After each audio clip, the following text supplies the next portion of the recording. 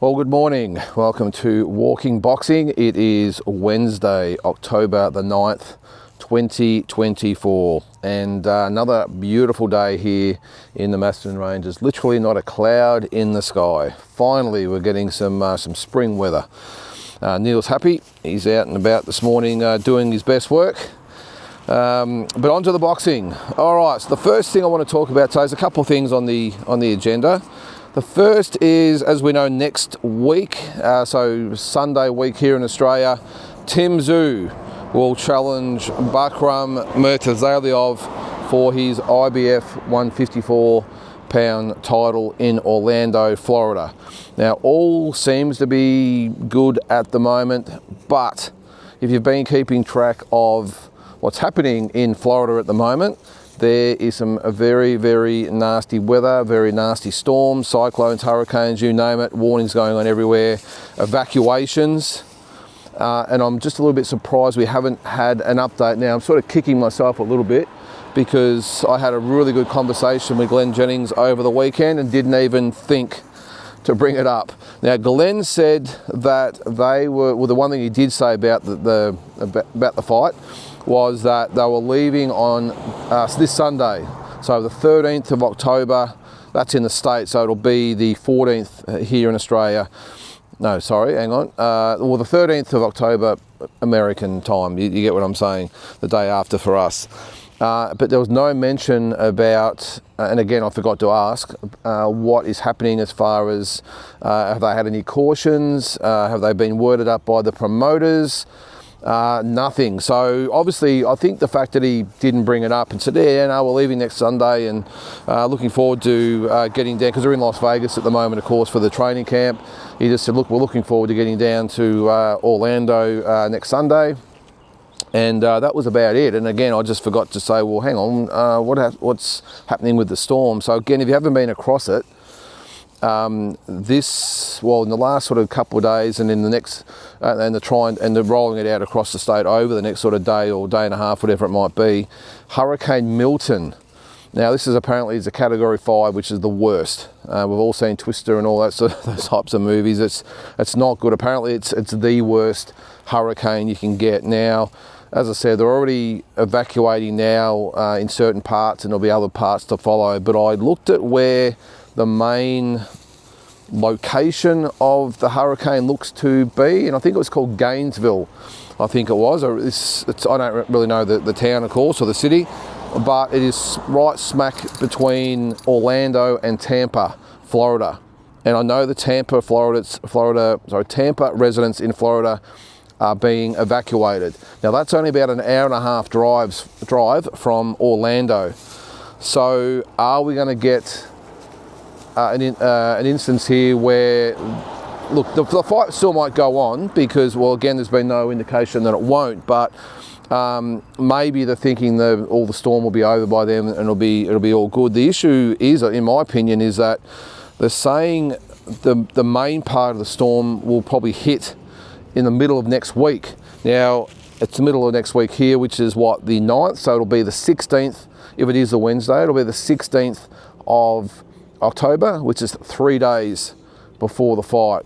So are they not going to be able to get into Florida? I doubt they're going to be landing planes in Orlando, Florida, or Miami, or wherever they go to first. I think that there's an airport in Orlando. There is, yeah. So they're obviously not going to be landing planes there. So are we going to have an instance where they say, hey, look, we can't fly you in to Orlando, and just going to have to wait and see what happens after the storm to see whether we've still got a fight? Because you've got to remember, the people that are looking to get to the fight, the fans, are all residents of, or mainly residents of that area. So I'm not sure they're going to be in the mood to be going to big fights or, yeah. So I'm going to keep a watch on this, and I'll update you day by day. But I just saw a little bit last night, and I read up a little bit, did some research again this morning on when this is all supposed to happen. And as I said, it's supposed to be the middle of next week, which will be 15th, 16th, 17th of October, just days before the fight, and certainly after they're supposed to be arriving. So I'm assuming they're not going to be allowing flights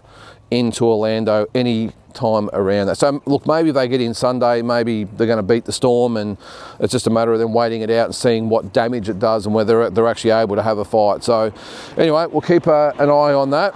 But again, I'm sort of kicking myself. I didn't actually ask Glenn. I was sort of talking to him about some other stuff, and apparently too, just as a side note, apparently he says Tim's pretty much in the best shape he's been in, and raring to go. He has done some interviews, Tim, and looks in a really good, we all know he's going to be in a great a physical state, but it looks like he's even in a great mental state at the moment, and I think he's really looking forward to getting another crack at a belt, which will then in turn line him up for some big fights down the track. So I think the past events in Las Vegas back in late March of this year against Fundora will be quickly forgotten if he can get that belt around his waist, hopefully on the 19th of October in Orlando, Florida. And I suppose we can ask again, why are they putting these fights on in Orlando, Florida? Or any of the places like that? It should be in Vegas or New York or wherever it might be. But anyway, let's just keep an eye on that. Hopefully we'll have a fight next weekend. So a couple of other fights that I see have been mandated today. A couple of really good fights. We'll start with the heavyweights. Ajit Kabial and Martin Bakole have been ordered by the IBF to fight for an official eliminator to fight Dubois for that IBF belt. So that is a really good fight. Both guys have had some impressive wins lately on Riyadh cards. So I think it might be a couple of weeks to come to some sort of an agreement. Now, one's ranked 4, one is ranked 5. I can't remember which way it was. Now, I'm not sure why that is the official eliminator. Some of these organisations, they have vacant rankings. I don't know, again, I've said it a few times on some of the shows, how you can have vacant rankings. But these guys, number 4 and 5, will fight to be the number 1 ranked fighter for Dubois, who's surprisingly waiting on what Anthony Joshua is going to do as far as the rematch goes. Now, initially I thought, well, why is Dubois, who won the fight, waiting to see what Joshua wants to do? Of course, Joshua has a rematch clause and has to decide whether he wants to pursue that rematch or wait maybe and see what happens with the Usyk Fury winner. Maybe he gets, I doubt he's going to get the winner, of course. The winner would no doubt probably get Dubois, but he might fight the loser. Predominantly, I think if it's Fury, I think if Fury loses that fight, I still think we could see Fury and Joshua sometime, and maybe it's next year, who knows. So that was the first one, but the more exciting fight for me that's been mandated is Janibek Alimkhanuly, who of course was here last weekend giving Andrei Mikhailovich a bit of a boxing lesson.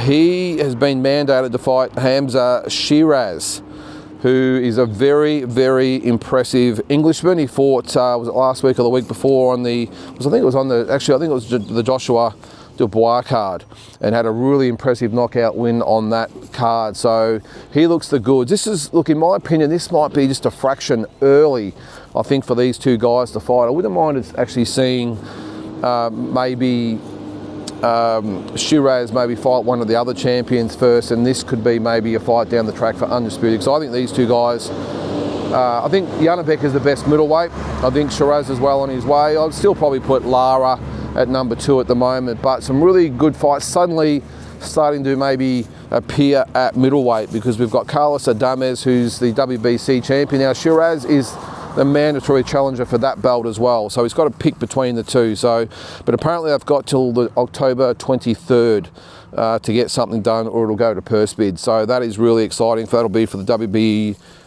Now I'm assuming it'll be for the IBF as well, wouldn't you? Because he's got that belt as well, but it only said the WBO. But if that was the case, if it is for WBO, WBC, IBF, you know, maybe the winner could fight Lara, then the winner of that could fight Adames, whatever. I don't care what order. But as I said, all of a sudden we've got some pretty good fights happening, and I think that is a very, very good fight. I still think maybe Janibek at this stage, even though he's had 5 fights less than Shiraz, I think he still looks the more polished and experienced fighter. Shiraz, I think, is 21-0. Janibek is 16-0. But geez, we'd see some fireworks in that fight. And look, if I'm being honest, even though I'm still picking Janibek to win, what I saw last Friday night was far from impressive from Janibek, but I think we have to give him a little bit of a pass mark. I think the fact that only been in Australia for 2 days was probably the first thing. The fact he didn't rate Mikhailovic at all was probably the second. You could just see that he wasn't overly interested in really, apart from the second round, of course, it wasn't really, as switched on as maybe we've seen him in the past. And the other thing is, of course, he wanted to apparently punish Mikhailovic for the fight, which he did. But yeah, so I think we can sort of give him almost a pass mark on that, and a bit of a, I'll put an asterisk beside the fight, because I just don't think that was the best Janibek that we've seen, and I think someone like Shiraz would really get him going. Another couple of things that are happening at the moment. Surprisingly, not a lot being said at the moment about Jake Paul versus Mike Tyson. It's gone very, very quiet. Now, we're only about 5 weeks away from, well, we'll call it a fight, an event. So, yeah, not much being said, but one fight that has been sort of spoken about that I'm looking forward to seeing again is the Katie Taylor Amanda Serrano fight, which will be on the undercard. Now, I'm really hoping that the Paul Tyson fight doesn't get cancelled and these girls get sort of left out in the cold, because nothing really at all has been said about the fight, which is an absolute travesty. Probably the biggest, well, it is a rematch, of course, from about 2 years ago. Katie Taylor won a controversial decision, or a close decision, but they're going at it again. Now, apparently Katie Taylor is getting paid $6 million for this fight. So, hey, good on the girls. I'm not sure what Serrano's getting paid, but yeah, $6 million for a female fighter. I think that is awesome, because if she's generating that type of income, or the event is, then the girls deserve to get paid as well. So I'm just, as I said, I'm hoping that all of a sudden we don't sort of get up one day or one morning and see that the Tyson and Paul fight has been cancelled, and all of a sudden we've got probably the biggest fight in women's boxing not happening, and the girls are just left in limbo and left to fend for themselves. So we'll keep a watch on it. Again, we're about 5 weeks out. Supposed to be happening in Arlington, Texas on November the 15th. So again, we'll see what plays out there. But you would think at this stage we would have sort of some indication of, or some more promotion of the event, because apart from some social media stuff, there's been absolutely nothing. So we're on watch for that one. Just quickly on the Tszyu and Murtazalia fight, I'm just sort of thinking as I'm talking here that I wonder if they did cancel it, whether they would have provisions to quickly reschedule the fight back here in Australia. We know No Limit have shown they can do a show very, very quickly. We all know that it wouldn't take much to sell the event out and sell a shitload of pay-per-views. I think if they had to delay it and they had 4 weeks to plan it for back here in Australia, I think they can still make it a massive fight with massive numbers on pay-per-view. So who knows? We'll see. All right, one last thing. I did mention the other day that Devin Haney and Ryan Garcia already started the little barbs at each other about a possible rematch next year. They've sort of, one thing, you can almost see the dominoes starting to just fall into place, because Ryan Garcia has just been let off his charge of vandalising the Waldorf hotel last year. I think it was $15,000 worth of damage or whatever. Well, that's been thrown out. So there's the first thing. Bill Haney's said that we want you to enrol in VADA. That's the next thing. And now, of course, they've got started just to put things out there on social media against each other. So you would almost think that the build-up has begun on Garcia Haney too. So what are we? It's only October now. We've got about 6 months of Ryan Garcia's ban to go. So we've got 6 months of this to look forward to. So anyway, that is the state of boxing at the moment. But anyway, guys, that is going to do it for today. Again, I'll keep on Tim Tszyu Murtazalia watching to see what's happening there. Hopefully I'll have another update tomorrow. Or maybe I won't have an update, and no update is good. No news about it. So, but I'll keep you up to date with that, anything else that's going on as well. So guys, have a great day, and we will catch you tomorrow.